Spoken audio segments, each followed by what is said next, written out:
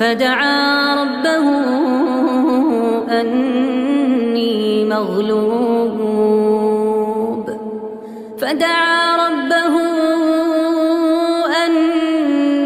مغلوب فانتصر.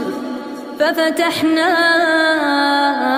أبواب السماء بماء منهمر وفجرنا الأرض عيونا فالتقى الماء على أمر قد قدر وحملناه على ذات ألواح ودسر تجري بأعيننا جزاء